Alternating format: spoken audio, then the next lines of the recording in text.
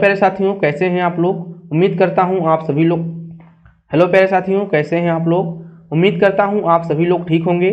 Friends, एक बार फिर से आपका स्वागत है हमारे यूट्यूब चैनल मेडी साइंस ट्यूटोरियल में। फ्रेंड्स, जैसा कि आप सभी को पता होगा, इस समय हम लोग यूपी ट्रिपल एससी मुख्य सेविका का प्रिपरेशन कर रहे हैं, जिसमें इस समय हम लोग टॉपिक वाइज महत्वपूर्ण प्रश्नों को सॉल्व कर रहे थे। 2 दिन से आपकी क्लासेस नहीं आ पा रही थी, कुछ इशू चल रहा था। अब सारे प्रॉब्लम सही हो गए हैं, आपकी क्लासेस निरंतर आएंगी और साथ में बहुत ही बेहतरीन तरीके से आएंगी और साथ में आपकी लाइव क्लासेस भी स्टार्ट होंगी। इसका जो शेड्यूल है हम अपने प्राइवेट टेलीग्राम ग्रुप पे और साथ में अपने पब्लिक टेलीग्राम ग्रुप पे दोनों पे डाल देंगे। आप वहाँ पे शेड्यूल देख के क्लास में जुड़ सकते हैं और अपनी पढ़ाई को और बेहतरीन तरीके से कर सकते हैं। अगर बात करें यहाँ पे प्राइवेट ग्रुप से जुड़ने के लिए, तो आपको यहाँ पे 63077812 पे मैसेज करना होगा और यहाँ पे आपको लिंक मिलेगा। 49 रुपये आपको पे करना होगा 3 मंथ के लिए। उसके बाद में इस प्राइवेट ग्रुप से यहाँ पे आप लोग जुड़ सकते हैं।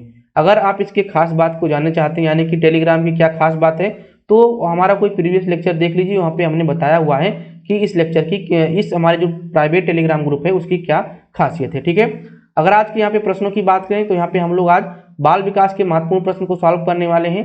सारे के सारे प्रश्न आपके बाल विकास से हैं और यहाँ पे इंपॉर्टेंट प्रश्न भी है। ठीक है, बाल विकास भी कह सकते हैं, साथ में यहाँ पे आप लोग मनोविज्ञान भी कह सकते हैं। ठीक है, मनोविज्ञान और बाल विकास के ज्यादातर प्रश्न आपको यहाँ पे मिलेंगे। ठीक है, तो चलिए देरी ना करते हुए आ जाते हैं अपने पहले प्रश्न पे।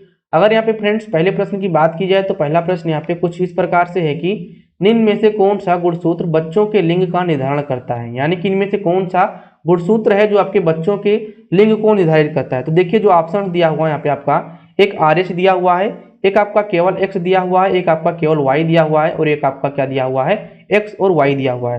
तो ध्यान दीजिएगा, अगर बच्चे के गुणसूत्र की बात करें जिसमें लिंग का निर्धारण होता है तो आपका कौन सा होता है, आपका X और Y दोनों होता है। क्योंकि कहीं ना कहीं जो आपका Y होता है वो आपका क्या होता है, ठीक है, Y की यहाँ पे बात करें तो आपका कौन सा दर्शाता है, यहाँ पे आपके मेल को, और अगर X की बात करें तो आपके फीमेल को यहाँ पे दर्शाता है। लेकिन जब दोनों यानी कि X और Y दोनों गुणसूत्र आपस में मिलेंगे तभी लिंग का निर्धारण हो पाएगा। ठीक है, अगर यहाँ पे बात करें RH, तो RH यहाँ पे क्या है, तो RH की अगर यहाँ पे बात की जाए तो RH क्या बताता है, आपका जो ब्लड ग्रुप होता है। ठीक है, आपका क्या होता है, जो आपका ब्लड ग्रुप होता है इसमें आपका RH फैक्टर प्रेजेंट है या नहीं प्रेजेंट है। यानी कि अगर आपका प्रेजेंट होगा तो आपका पॉजिटिव रहेगा और अगर नेगेटिव है यानी कि प्रेजेंट नहीं है, ठीक है, तो RH फैक्टर आपका क्या हो जाएगा, नेगेटिव हो जाएगा। ठीक है, तो ध्यान दीजिएगा, RH फैक्टर यहाँ पे कुछ डिफरेंट चीज हो जाता है। आप यहाँ पे ध्यान रखिएगा कि गुणसूत्र जिसमें लिंग का निर्धारण होता है आपका X और Y होता है। तो ऑप्शन नंबर यहाँ पे आपका क्या सही जाएगा, डी वाला सही जाएगा। ठीक है, चलिए आ जाते हैं अपने नेक्स्ट क्वेश्चन पे। नेक्स्ट हमारा यहाँ पे सेकंड नंबर का है और सेकंड नंबर का प्रश्न कुछ इस प्रकार से है कि प्रेम और स्नेह की आवश्यकता ... आवश्यकता है। यानी कि प्रेम और जो स्नेह है दोनों की जो आवश्यकता है वो किस प्रकार की आवश्यकता हो सकती है। जैविक आवश्यकता यहाँ पे हो सकती है, या फिर आपका असमानी, ठीक है, अहमानी हो सकता है, या फिर आपका मनोसामाजिक हो सकता है, या फिर आपका संवेदी हो सकता है। तो देखिए, अगर हम यहाँ पे बात करें किसकी, प्रेम और स्नेह की आवश्यकता, तो ये आपका कौन सा हो जाता है, मनोसामाजिक यहाँ पे क्या हो जाता है, आवश्यकता हो जाता है। कहीं ना कहीं ये दोनों चीजें आपके मनोविज्ञान से रिलेट हो जाती हैं। ठीक है, तो ऑप्शन नंबर यहाँ पे आपका क्या सही जाएगा, आपका यहाँ पे सी वाला सही जाएगा, मनोवैज्ञानिक। क्या सही जाएगा आपका, मनोवैज्ञानिक आवश्यकता है। यानी कि प्रेम और स्नेह क्या है, आपका एक प्रकार का मनोवैज्ञानिक आवश्यकता होता है। ठीक है, तो आपको यहाँ पे सेकंड नंबर का आंसर क्लियर हो गया होगा। बढ़ते हैं अपने नेक्स्ट क्वेश्चन पे। नेक्स्ट क्वेश्चन हमारा यहाँ पे थर्ड नंबर का है और थर्ड नंबर क्वेश्चन कुछ इस प्रकार से है कि स्वस्थ तन का, ठीक है, बहुत ही इंपॉर्टेंट प्रश्न है, ध्यान दीजिएगा बच्चे इसको। ठीक है, ये कह रहा है कि स्वस्थ तन का स्वस्थ मन से गहरा रिश्ता नाता है। यानी कि जो स्वस्थ तन है उसका स्वस्थ मन से गहरा रिश्ता नाता होता है, ये सही बात है। इस कथन का जो है, उक्त कथन शारीरिक विकास के किस नियम को उल्लेखित करता है। यानी कि स्वस्थ तन का स्वस्थ मन से गहरा रिश्ता नाता है, ये जो उक्त है आपके शारीरिक विकास के किस नियम को यहाँ पे व्यक्त करता है या फिर आपका उल्लेखित करता है। तो ऑप्शंस क्या दिया हुआ है, व्यक्तित्व का नियम, सहसंबंध का नियम, लयात्मक नियम, या फिर आपका निश्चित विकास का वक्र का नियम। ठीक है, तो इसका जो सही आंसर जाएगा आपका क्या जाएगा, आपका सहसंबंध का नियम। यानी कि स्वस्थ तन का स्वस्थ मन से गहरा नाता है, ये आपका कौन सा हो जाएगा, यहाँ पे आपका सहसंबंध का यहाँ पे नियम हो जाएगा। ठीक है, तो आपका जो आंसर जाएगा आपका क्या जाएगा, सेकंड नंबर जाएगा। ठीक है, चलिए फ्रेंड्स आ जाते हैं अपने अगले प्रश्न पे। अगला प्रश्न यहाँ पे हमारा 4 नंबर का है और 4 नंबर का प्रश्न कुछ इस प्रकार से है कि यह एक ज्वर भाटे, यहाँ पे ज्वर हो गया, ठीक है, यह एक प्रकार का है प्रश्न जो है इस प्रकार से है कि यह एक ज्वार भाटे का काल है। ज्वार भाटा की मतलब कुछ उथल पुथल का काल है, ये आपका प्रश्न पूछा गया है। तो ऑप्शंस की यहाँ पे बात करें ज्वार भाटा में तो वैक्स अवस्था हो जाएगा। दूसरा आपका क्या दिया हुआ है, आपका यहाँ पे किशोरावस्था दिया हुआ है, शैशवावस्था दिया है और आपका वृद्धावस्था दिया है। तो देखिए यहाँ की अगर बात किया जाए किसकी, ज्वार भाटे काल की, ठीक है, ज्वार भाटे का काल। तो देखिए यहाँ पे वृद्धावस्था नहीं होगा, ठीक है, और साथ में वयस्क वाला भी नहीं कह सकते आप। यहाँ पे क्या करेंगे, यहाँ पे आप किशोरावस्था लगाएंगे, तो ऑप्शन नंबर यहाँ पे आपका क्या सही जाएगा, आपका यहाँ पे ऑप्शन नंबर बी वाला सही जाएगा, ठीक है। चलिए फ्रेंड्स आते हैं अपने अगले प्रश्न पे। देखिए ध्यान दीजिएगा, ये प्रश्न भी इंपॉर्टेंट है कि जो ज्वार भाटे का काल होता है कौन सा होता है, तो आपका किशोरावस्था का काल होता है, ठीक है। चलिए आ जाते हैं अपने अगले प्रश्न पे। अगला प्रश्न यहाँ पे हमारा 5 नंबर का है, और 5 नंबर का प्रश्न कुछ इस प्रकार से है कि किस काल में बालक अधिकांश बातें घर वाले के अनुकरण द्वारा कर सीखते हैं। यानी कि कौन सा काल है जिसमें जो बालक है, वो बालक जो अधिकतर बातें सीखेगा वो आपके घर के द्वारा, यानी कि घर के जो माहौल है उसके हिसाब से सीखेगा, ठीक है। ऑप्शन आपका क्या दिया हुआ है, शैशवावस्था, बाल्यावस्था, किशोरावस्था और आपका बुढ़ापा। तो देखिए जो बालक होता है, ठीक है, यहाँ पे पहले ही प्रश्न पूछ लिया गया है बालक। तो देखिए बालक अगर आ गया तो थोड़ा सा आपको दिमाग लगाना होगा कि यहाँ पे बुढ़ापा कैंसिल हो जाएगा, ठीक है, बुढ़ापा आपका यहाँ पे क्या हो गया, कैंसिल हो गया है, ठीक है। उसके बाद में अगर बात किया जाए कि घर में अनुकरण करने वाला, तो आपने पढ़ा भी है कि जो किशोरावस्था होता है ये बाहर के अनुकरण करते हैं, यानी कि समाज में जो भी चीजें हो रही हैं उनका यहाँ पे अनुकरण होता है। तो ऑप्शन जो नंबर यहाँ पे सही जाएगा आपका क्या जाएगा, शैशवावस्था जाएगा, ठीक है। तो ऑप्शन नंबर यहाँ पे क्या सही जाएगा, शैशवावस्था जाएगा। शैशवावस्था वह काल होता है जिसमें बालक अधिकांश जो भी बातें सीखता है अपने घर के द्वारा, यानी कि घर के अनुकरण के द्वारा सीखता है, ठीक है। चलिए फ्रेंड्स आ जाते हैं अपने अगले प्रश्न पे। अगला प्रश्न यहाँ पे हमारा 6 नंबर का, और 6 नंबर का प्रश्न कुछ इस प्रकार से है कि शैशव अवस्था है, यानी कि जो आपका शैशव अवस्था है वो आपका कौन सा अवस्था होता है, समायोजन का अवस्था होता है, या फिर आपका आत्मनिर्भरता की अवस्था कहलाती है, या फिर आपका समस्या का अवस्था कहलाता है, या फिर आपका अनुकरण का अवस्था कहलाता है। देखिए अनुकरण अगर घर की बात करेंगे तो आपका कौन सा आ जाएगा, यहाँ पे शैशवावस्था आ जाएगा। कौन सा आ जाएगा, यहाँ पे शैशवावस्था आ जाएगा बच्चे। अनुकरण कहाँ पे, घर पे अगर हो रहा है, ठीक है। और यहाँ पे पूछा है कि शैशवावस्था कौन सा अवस्था होता है। तो छठा नंबर का जो प्रश्न है इसका जो सही आंसर जाएगा वो आपका क्या जाएगा, ये आपका ए वाला जाएगा, यानी कि समायोजन की अवस्था। समायोजन की अवस्था कौन सी होती है, तो आपका यहाँ पे शैशवावस्था होता है। ये पॉइंट आप लोग यहाँ पे अपने कॉपी में नोट भी कर सकते हैं, ठीक है। समस्या क्या अवस्था अगर पूछा जाएगा कौन सा अवस्था होता है, तो आपका किशोरावस्था कौन सा होता है, समस्या का अवस्था होता है। क्या, किशोरावस्था जो होता है आपका क्या होता है, समस्या का अवस्था होता है, ठीक है। चलिए आते हैं अपने अगले प्रश्न पे। अगला प्रश्न यहाँ पे हमारा 7 नंबर का है, और 7 नंबर का प्रश्न कुछ इस प्रकार से है कि विकासात्मक कार्य किसके द्वारा दिए गए हैं, यानी कि आपका जो विकासात्मक कार्य है वो यहाँ पे किसके द्वारा दिया गया है, ठीक है। जब आप मनोविज्ञान पढ़ रहे होते हैं तो बहुत सारे मनोवैज्ञानिक हैं वो अपना मत रखे हैं, अगर आप इनको पढ़ने लगेंगे तो आपके दिमाग में केवल वही रहेगा, यानी कि बहुत ही लेंदी हो जाता है, ठीक है। तो कुल मिला के जो चीज़ें आपको इंपॉर्टेंट यहाँ पे मिले उनको अपने कॉपी में नोट करते चलिए, और आपके एग्जाम के लिए वही इंपॉर्टेंट होगा, ठीक है। तो अगर बात करें विकासात्मक कार्य, तो आपका कौन सा ऑप्शन दिया है, हेबरहर्ट्ज दिया है, गिलफोर्ड दिया है, पियाजे दिया है और पावलाव दिया है। अब यहाँ पे जो बच्चे होंगे ज़्यादातर यहाँ पे पियाजे और पावलाव पे क्लिक करेंगे, लेकिन गलत है बच्चे, यहाँ पे तीनों ऑप्शन गलत जाएंगे। आपका जो सही आंसर है आपका क्या जाएगा, आपका ए वाला जाएगा, हेबरहर्ट्ज, ठीक है। तो आपका जो विकासात्मक कार्य है ये आप किसके द्वारा दिया गया है, तो आपके हेबरहर्ट्ज के द्वारा दिया गया है। तो ऑप्शन नंबर यहाँ पे ए वाला सही जाएगा, ठीक है। चलिए फ्रेंड्स आ जाते हैं अपने अगले प्रश्न पे। अगला प्रश्न यहाँ पे हमारा 8 नंबर का है, और 8 नंबर का प्रश्न कुछ इस प्रकार से है कि जन्म से 30 मिनट तक की अवस्था कहलाती है, यानी कि जस्ट यानी कि जन्म जैसे हुआ उसके 30 मिनट बाद उस अवस्था को हम यहाँ पे क्या कहते हैं, ये आपका प्रश्न पूछा गया है। ऑप्शंस की बात करें तो ऑप्शंस यहाँ पे शैशवावस्था दिया हुआ है, नियोटेन अवस्था दिया हुआ है, पार्चुनेट अवस्था दिया हुआ है, और आपका क्या दिया हुआ है, प्रसव काल दिया हुआ है। तो देखिए जन्म के 30 मिनट के बाद की जो अवस्था होती है उसको क्या कहते हैं, पार्चुनेट अवस्था कहते हैं। तो ऑप्शन नंबर यहाँ पे क्या सही जाएगा, आपका यहाँ पे सी वाला सही जाएगा, ठीक है। हमने बताया कि वर्ड्स में अगर कोई प्रॉब्लम होगी तो उसको आप लोग थोड़ा सा देख लीजिएगा, ठीक है। चलिए आ जाते हैं अपने अगले प्रश्न पे। अगला प्रश्न यहाँ पे हमारा 9 नंबर का है, और 9 नंबर का प्रश्न कुछ इस प्रकार से है कि सीखना ... पर निर्भर करता है, यानी कि अगर कोई भी व्यक्ति सीखना चाहता है, कोई भी चीज सीखना चाहता है तो वो किस पे निर्भर करता है, ठीक है। ये आपका प्रश्न यहाँ पे पूछा गया है। ऑप्शंस दिया है परिपक्वता पे, भाषा पे, सामाजिक विकास पे, या फिर आपका क्रिया पे। तो अगर यहाँ पे 9 नंबर के आंसर की बात किया जाए बच्चे कि आपका जो सीखना है वो आपके किस पे निर्भर करता है, तो आपके किस पे निर्भर करता है, वो आपके परिपक्वता पे निर्भर करता है, यानी कि आप कितना परिपक्व हैं इस बात पे निर्भर करता है। तो ऑप्शन नंबर यहाँ पे आपका ए वाला सही जाएगा, ठीक है। यानी कि जो आपका सीखना होता है ये आपके परिपक्वता पे निर्भर करता है, यानी कि आप कितना परिपक्व हैं। ये पॉइंट आप लोग अपने कॉपी में नोट भी कर सकते हैं, एक प्रकार का इंपॉर्टेंट प्रश्न भी है, ठीक है। चलिए अब आ जाते हैं अपने 10 नंबर के प्रश्न पे। 10 नंबर का प्रश्न थोड़ा सा बाल विकास से हटके है। ये कह रहा है कि जो आपका खेसारी दाल, खेसारी नहीं, खेसारी दाल होता है, इसका कारण होता है। खेसारी दाल की अगर बात करें तो खेसारी दाल से कौन सी बीमारी हो जाती है, ये यहाँ पे आपका पूछा गया है। ऑप्शन आपका दिया हुआ रक्त अल्पता, यानी कि आपका यहाँ पे क्या हो जाएगा, एनीमिया हो जाएगा। तो क्या एनीमिया हो जाता है आपके खेसारी दाल के खाने से, या फिर आपका रिकेटस यानी कि रिकेटस रोग हो जाता है, या फिर आपका पेलाग्रा रोग हो जाता है, या फिर आपका लेथेरिज्म हो जाता है। ठीक है, तो अगर 10 के सही आंसर की बात करें तो आपका क्या हो जाएगा, यहाँ पे 10 नंबर का जो सही आंसर जाएगा आपका यहाँ पे डी वाला ही सही जाएगा। यानी कि आपका जो खेसारी दाल होता है उसको खाने से क्या हो जाता है, लेथेरिज्म हो जाता है। क्या हो जाता है आपका, लेथेरिज्म नामक बीमारी यहाँ पे हो जाती है। ठीक है, तो ये पॉइंट आप लोग अपने कॉपी में नोट कर सकते हैं। ठीक है, चलिए फ्रेंड्स आ जाते हैं अपने अगले प्रश्न पे। अगला प्रश्न यहाँ पे हमारा 11 नंबर का है, और 11 नंबर का प्रश्न कुछ इस प्रकार से है कि मसालों के अधिक प्रयोग से किस अम्ल का श्रावण अधिक होता है। यानी कि जब आप लोग अधिक मात्रा में मसाले का सेवन कर रहे होते हैं अपनी सब्जियों में, तो उस समय किस अम्ल का श्रावण सबसे अधिक हो जाता है।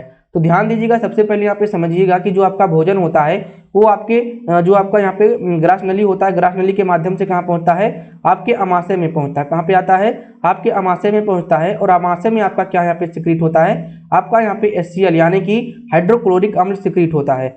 जब आप यहाँ पे अधिक मसाले का सेवन कर रहे होते हैं तो इसी हाइड्रोक्लोरिक अम्ल का जो मात्रा है वो आपका क्या हो जाता है, बढ़ जाता है। तो ऑप्शन नंबर यहाँ पे आप देख पा रहे होंगे, यहाँ पे जो सेकंड नंबर का ऑप्शन है आपका क्या लिखा हुआ है, हाइड्रोक्लोरिक अम्ल दिया है। यानी कि मसाले का अधिक सेवन करने से हमें क्या हो जाता है, सॉरी यहाँ पे हाइड्रोक्लोरिक अम्ल की यहाँ पे अधिकता ज्यादा हो जाती है। और जब आपके अमाशय में हाइड्रोक्लोरिक अम्ल की अधिकता ज्यादा हो जाएगी तो आपको क्या हो जाएगा, आपको यहाँ पे हो जाएगा अल्सर। क्या हो जाएगा, आपको अल्सर वाली बीमारी हो जाएगी। ठीक है, जिसको गैस्ट्रो अल्सर के नाम से भी जानते हैं।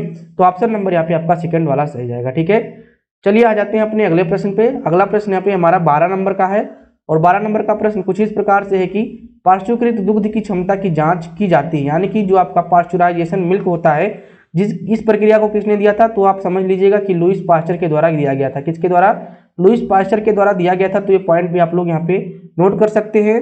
आपको पता भी होगा कि जो आपका पाश्चुराइजेशन की प्रक्रिया होती है, इसमें जो मिल्क होता है इसको क्या करते हैं, इसको फ्री फ्रॉम माइक्रो ऑर्गेनिज्म करते हैं, या फिर आपके सूक्ष्म जीवों से क्या करते हैं, यहाँ पे इनको मुक्त करते हैं। ठीक है, सूक्ष्म जीवों से क्या करते हैं, मुक्त करते हैं। तो आप पॉइंट यहाँ पे लिख लीजिएगा। ठीक है, तो पाश्चुराइजेशन की क्षमता की जांच अगर करना है तो यहाँ पे किसके द्वारा की जाएगा, ठीक है, कैलिफॉर्म टेस्ट के द्वारा, या फिर आपका आयोडीन टेस्ट के द्वारा, नाइट्रिक एसिड टेस्ट प्रयुक्त होता है, या फिर आपका फास्फेटेज टेस्ट प्रयुक्त होता है। तो देखिए यहाँ पे आपका जो प्रयुक्त होता है वो आपका क्या होता है, आपका यहाँ पे फास्फेटेज टेस्ट प्रयुक्त होता है। तो ऑप्शन नंबर यहाँ पे आपका डी वाला सही जाएगा। ठीक है, ध्यान रखिएगा, जो इंपॉर्टेंट पॉइंट है ये आपका ये हो जाता है कि पाश्चुराइजेशन जो प्रक्रिया है वो किसके द्वारा दिया गया था, तो आपके लुईस पास्चर के द्वारा दिया गया था। इसमें होता क्या है, तो इसमें आप सभी को पता होगा, एक बैग आपका जो दूध होता है इसका टेम्परेचर क्या किया जाता है, बढ़ाया जाता है, और फिर कुछ देर बाद इसको क्या कर दिया जाता है, ठंडा कर दिया जाता है, जिससे जो आपके माइक्रो ऑर्गेनिज्म होते हैं उसमें क्या हो जाते हैं, डेड हो जाते हैं। क्या हो जाते हैं, आपके उनका डेथ हो जाता है, और कहीं ना कहीं वो यहाँ पे अगर रिमूव हो जाते हैं तो आपका जो मिल्क है वो आपका क्या हो जाएगा, स्वच्छ हो जाएगा। ठीक है, चलिए आ जाते हैं अपने अगले प्रश्न पे। अगला प्रश्न यहाँ पे हमारा 13 नंबर का है, और 13 नंबर का प्रश्न कह रहा है कि मानव दुग्ध में, ठीक है, या फिर मानव दूध में SNF की मात्रा कितनी होनी चाहिए।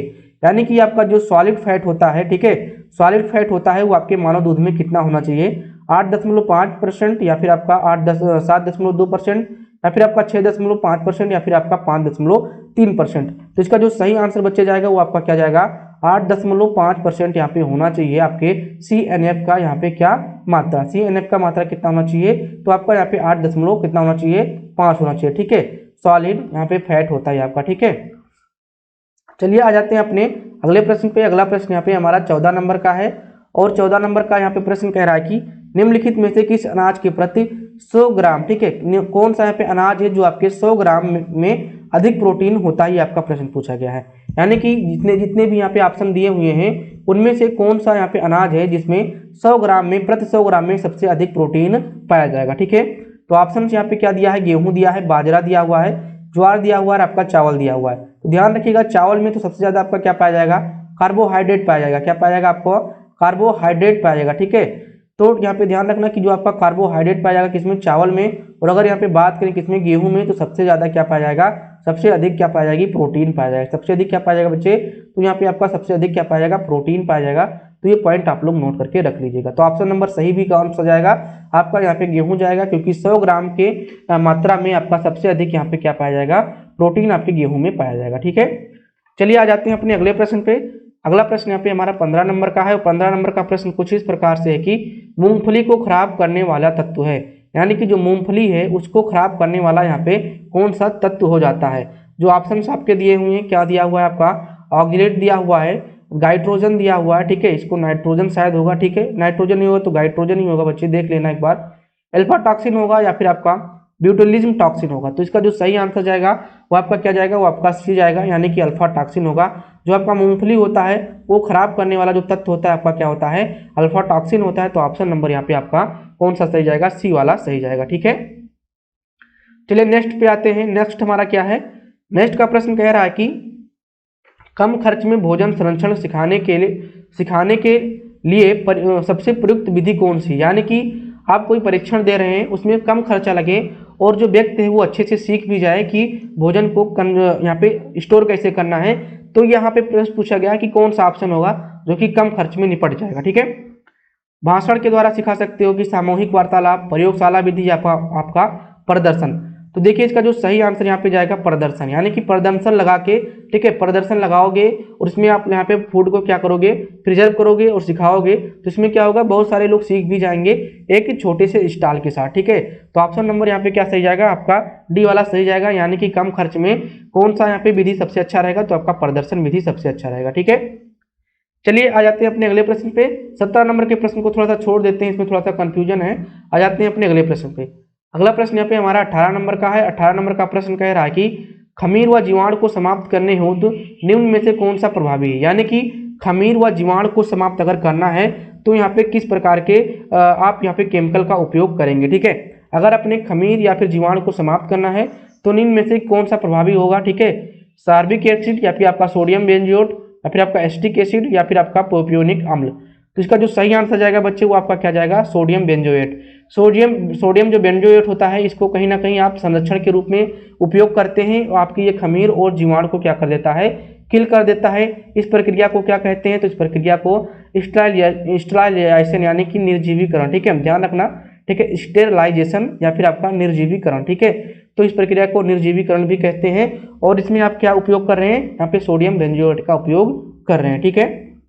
चलिए आ जाते हैं अपने अगले प्रश्न पे। अगला प्रश्न यहाँ पे हमारा 19 नंबर का है। 19 नंबर का प्रश्न कह रहा है कि कोल्ड स्टोरेज का तापमान होता है, यानी कि जो कोल्ड स्टोरेज का तापमान होता है वो आपका कितना होता है, ठीक है। ऑप्शन आपका दिया हुआ है 0 से 32 फारेनहाइट, 0 से 55 फारेनहाइट, 6 से 24 फारेनहाइट या फिर आपका यहाँ पे 4 से 18 फारेनहाइट। तो इसका जो सही आंसर जाएगा आपका 0 से 32 फारेनहाइट, यानी कि जो कोल्ड स्टोरेज का टेम्परेचर होता है ये आपका 0 से 32 फारेनहाइट होता है, ठीक है। चलिए फ्रेंड्स आ जाते हैं अपने अगले प्रश्न पे। अगला प्रश्न यहाँ पे 20 नंबर और 21 नंबर का दोनों एक साथ में है।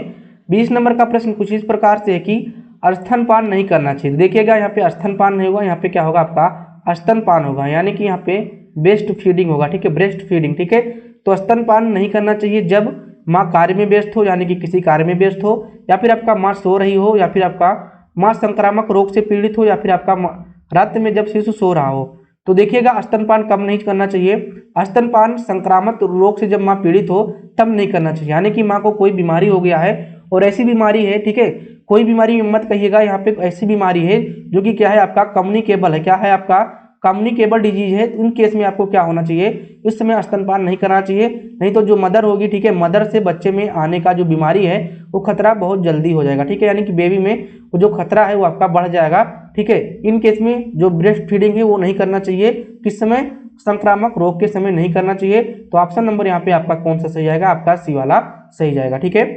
चलिए आ जाते हैं अपने अगले प्रश्न पे। अगला प्रश्न यहाँ पे हमारा 21 नंबर का है और 21 नंबर का प्रश्न कुछ इस प्रकार से है कि निम्नलिखित में से किस में लौह तत्व नहीं पाया जाता है, यानी कि इनमें से कुछ आपके खाद्य पदार्थ दिए हुए हैं और इनमें से पूछा गया है कि किसमें लौह तत्व नहीं पाया जाता है। तो कहीं ना कहीं आपका प्रश्न जो है इंपॉर्टेंट हो जाता है और कई बार इसको हम डिस्कस भी कर चुके हैं, ठीक है। ऑप्शंस की बात करें, साबुत दालों में लौह तत्व नहीं पाया जाता है, मांस में नहीं पाया जाता, हरी पत्तेदार सब्जियों में नहीं पाया जाता, या फिर आपका दूध में नहीं पाया जाता है। तो ध्यान से देखिएगा, अगर बात करें दाल या सब्जी में तो कहीं ना कहीं आपके जो लौह तत्व हैं ये आपके पाए जाते हैं, ठीक है। अगर यहाँ पे मांस की बात करें तो मांस में भी आपका पाया जाएगा, हरी पत्तेदार सब्जियों में बात करें तो यहाँ पे आपका भरपूर मात्रा में क्या पाया जाएगा, आपका क्या पाया जाएगा, लोहा पाया जाएगा, ठीक है, यानी कि भरपूर मात्रा में लोहा पाया जाएगा। लेकिन यहाँ पे देखें किसमें, दूध में, ठीक है, ध्यान रखिएगा, दूध में जो बच्चे होता है इसमें लौह तत्व नहीं पाया जाता है। तो ऑप्शन नंबर यहाँ पे आपका सही जाएगा दूध, ठीक है। और ध्यान रखिएगा दूध में और क्या नहीं पाया जाता है, तो दूध में आपका विटामिन सी नहीं पाया जाता है। क्या नहीं पाया जाता है? विटामिन सी नहीं पाया जाता है। ये आप अपने कॉपी में नोट कर लीजिएगा, कई बार इसको हम यहाँ पे डिस्कस कर चुके हैं, ठीक है। पाया जाता है, ठीक है। और एक पॉइंट और लिख लीजिएगा दूध के बारे में, ठीक है, जहाँ पे हमने बताया कि दूध में विटामिन सी नहीं पाया जाता है। और यहाँ पे एक अपवाद भी है कि जो आपका यहाँ पे ऊटनी होती है, क्या आपका जो ऊटनी होती है, ऊटनी में विटामिन सी, ऊटनी के दूध में विटामिन सी पाया जाता है, ठीक है। ऊटनी के दूध में विटामिन सी पाया जाता है, ठीक है। तो ये आपका इंपॉर्टेंट फैक्ट हो जाता है, इसको अपने कॉपी में आप लोग नोट भी कर सकते हैं, ठीक है। चलिए आ जाते हैं अपने अगले प्रश्न पे। अगला प्रश्न यहाँ पे हमारा 22 नंबर का है। और 22 नंबर का प्रश्न कुछ इस प्रकार से है कि उस मछली का नाम बताइए जिसमें गर्भावस्था के दौरान खाने से बीमारियां पूरी तरह से बच जाना चाहिए, ठीक है। यानी कि कौन सी यहाँ पे मछली है जिसको आप खाइएगा तो उस समय जो गर्भावस्था है, गर्भावस्था के दौरान कोई भी आपको बीमारी नहीं होगी, ठीक है। सलमन मछली, सार्डिन, स्पोर्ट फिश या फिर आपका फ्रेश ट्यूनिन, ठीक है। तो इसका जो सही आंसर जाएगा आपका यहाँ पे डी वाला जाएगा, फ्रेश ट्यून, ठीक है। तो ऑप्शन नंबर यहाँ पे डी जाएगा। जो आपकी यहाँ पे ट्यून मछली होती है, इसको खाने पे गर्भावस्था के दौरान कोई भी बीमारियां होने की संभावनाएं कम हो जाती हैं, ठीक है। आ जाते हैं अपने अगले प्रश्न पे। अगला प्रश्न यहाँ पे हमारा 23 नंबर का। और 23 नंबर का प्रश्न कुछ इस प्रकार से है कि निम्नलिखित में से किसका प्रयोग करने से ज्ञान की स्मृति सबसे प्रभावशाली होती है। यानी कि इसमें से कौन सा प्रयोग करेंगे जिससे आपकी जो ज्ञान का मतलब कि ज्ञान आपको प्राप्त करने की या फिर याद करने की जो क्षमता है आपका प्रभावशाली होगा, ठीक है। तो ऑप्शन यहाँ पे श्रव्य साधनों द्वारा, ठीक है, ये उसके बाद में यहाँ पे आपका दृश्य साधनों द्वारा, श्रव्य तथा दृश्य दोनों साधनों द्वारा, या फिर आपका व्यवहारिक अनुभव द्वारा। तो देखिएगा यहाँ पे साफ साफ समझ में आपको आ रहा होगा इसका सही आंसर क्या होगा। तो व्यवहारिक अनुभव के द्वारा यहाँ पे आप क्या कर सकते हैं, यहाँ पे कोई भी चीजें को आप लोग अच्छे समय तक याद कर सकते हैं, ठीक है। अच्छे समय का मतलब बहुत समय तक याद कर सकते हैं। तो आपका ऑप्शन नंबर जो सही जाएगा वो आपका क्या सही जाएगा, यहाँ पे व्यवहारिक अनुभव के द्वारा यहाँ पे क्या कर सकते हैं, किसी भी स्मरण, कोई भी ज्ञान का यहाँ पे स्मरण कर सकते हैं। तो ऑप्शन नंबर यहाँ पे आपका क्या सही जाएगा, ये आपका डी वाला सही जाएगा, ठीक है। चलिए फ्रेंड्स आ जाते हैं अपने अगले प्रश्न पे। अगला प्रश्न यहाँ पे हमारा 24 नंबर का है। 24 नंबर का प्रश्न कुछ इस प्रकार से है कि जल की शुद्धि के लिए किस रासायनिक का प्रयोग किया जाता है। यानी कि अगर आपको वाटर को अपने यहाँ पे शुद्ध करना है तो इसमें से कौन से रासायनिक का प्रयोग करेंगे। नाइट्रिक अम्ल, पोटेशियम सल्फेट, पोटेशियम परमैंगनेट या फिर आपका सल्फ्यूरिक अम्ल। तो देखिए अगर आपको जल को शुद्ध करना है तो यहाँ पे आप पोटेशियम परमैंगनेट का उपयोग करेंगे। तो ऑप्शन नंबर यहाँ पे आपका क्या सही जाएगा, आपका सी वाला सही जाएगा, पोटेशियम परमैंगनेट। और साथ साथ में आपको यहाँ पे, ठीक है, क्लोरीन भी यहाँ पे कहीं अगर आपके ऑप्शन में मिलता है तो क्लोरीन भी आपका यहाँ पे जल को शुद्ध करने में प्रयोग किया जाता है, ठीक है। चलिए आ जाते हैं अपने अगले प्रश्न पे। अगला प्रश्न यहाँ पे हमारा लास्ट नंबर का है, 25 नंबर का प्रश्न है। और 25 नंबर का प्रश्न कुछ इस प्रकार से है कि हृदय की धड़कन को नियंत्रित करने के लिए कौन सा खनिज यहाँ पे आवश्यक होता है। यानी कि हृदय के धड़कन को अगर आपको नियंत्रित करना है तो आपके बॉडी में कौन सा जो खनिज पदार्थ है उसकी मात्रा भरपूर होनी चाहिए। भरपूर का मतलब यहाँ पे समझिएगा कि इनकी जो मात्रा लिमिट दिया गया है उसके बीच में होना चाहिए, ठीक है। ऑप्शन यहाँ पे सोडियम, सल्फर, पोटेशियम और आपका लोहा। तो देखिए अगर आपको धड़कन को यहाँ पे धड़काना है अच्छे तरीके से, ठीक है, तो आपके शरीर में पोटेशियम का जो मात्रा है वो आपका भरपूर होना चाहिए, या फिर कहिए कि आपके शरीर में जो पोटेशियम की मात्रा है वो आपका नॉर्मल होना चाहिए, ठीक है। तो ऑप्शन नंबर यहाँ पे आपका क्या सही जाएगा, आपका यहाँ पे सी वाला सही जाएगा, ठीक है।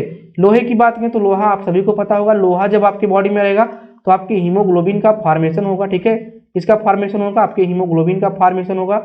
उसके बाद में अगर बात करें यहाँ पे सोडियम की, ठीक है, तो सोडियम, पोटेशियम, ठीक है, क्लोराइड, तीनों की बात करें तो ये आपके क्या करते हैं, ये आपके बैलेंसिंग होते हैं, ठीक है, ये बैलेंसिंग का काम करते हैं। तो ऑप्शन नंबर यहाँ पे जो सही जाएगा धड़कन को नियंत्रित करना वो आपका पोटेशियम का सही जाएगा, ठीक है। तो कुल मिला के यहाँ पे फ्रेंड्स हम लोग यहाँ पे कितने प्रश्न को सॉल्व किए, 25 नंबर प्रश्न को सॉल्व किए। यहाँ पे आपका आंसर शीट भी लगा हुआ है जो हम PDF अपने प्राइवेट टेलीग्राम में डालेंगे तो आपको ये आंसर शीट भी मिल जाएगा, ठीक है। तो अगर आप प्राइवेट चैनल से जुड़ना चाहते हैं तो उसके लिए हमारा जो व्हाट्सएप नंबर है 63077812, इस पर आपको मैसेज करना होगा। पेमेंट लिंक आपको मिलेगा। 49 रुपये का आपको 3 महीने के लिए पेमेंट करना होगा। यानी कि जब आप 49 रुपये का यहाँ पे पेमेंट करेंगे तो इस समय आप 3 मंथ के लिए हमारे ग्रुप में रह सकते हैं, ठीक है। और इसमें आपको मिलेगा क्या, तो एक बार हम एक्सप्लेन कर भी देते हैं, ठीक है। आपको PDF मिलेगा आपका जो क्लास है, ठीक है। उसके बाद में आपको क्या मिलेगा, आपको यहाँ पे क्विज मिल जाएगा। क्या मिल जाएगा, आपको क्विज मिल जाएगा। उसके बाद में आपको ई-बुक मिल जाता है बच्चे। उसके बाद में आपको प्रैक्टिस सेट मिल जाता है। क्या मिल जाता है, आपको प्रैक्टिस सेट मिल जाता है। मंडे को हम प्रैक्टिस सेट को प्रोवाइड करते हैं और इस बार हम मंडे को भी प्रोवाइड किए थे, ठीक है। और उसके बाद में कहीं ना कहीं हम लोग एक तरह से काउंसलिंग भी करते हैं कि आपकी पढ़ाई कैसे हो रही है। तो कुल मिला के 49 रुपये में आप बहुत कुछ सीख सकते हैं, बहुत कुछ इंप्रूव कर सकते हैं अपने पढ़ाई में और नौकरी भी पा सकते हैं अपने मुख्य सेविका की। तो कुल मिला के 49 रुपये को आप लोग कुछ मत समझिए, नहीं कहेंगे, ठीक है, लेकिन उसको थोड़ा सा भूल जाइए और इस बैच को ज्वाइन कर लीजिए, कहीं ना कहीं आपके लिए बेटर होगा, ठीक है। तो आज के लिए इतना ही। आपको ये क्लास कैसी लगी है बताइएगा, क्योंकि कुछ ना कुछ यहाँ पे इम्प्रूव हुआ है, कुछ ना कुछ हम लोग बेहतर तरीके से क्लास को लेकर आए हैं। तो आप लोग कमेंट करके बताइएगा कि प्रीवियस के जो लेक्चर होते थे और आज के जो लेक्चर यहाँ पे आपको देखने को मिले उसमें क्या डिफरेंस है और आपको ये क्लास कैसी लग रही है, ठीक है। तो एक बार कमेंट करके जरूर बताइएगा। आज के लिए इतना ही, मिलते हैं नेक्स्ट लेक्चर में। Thank you.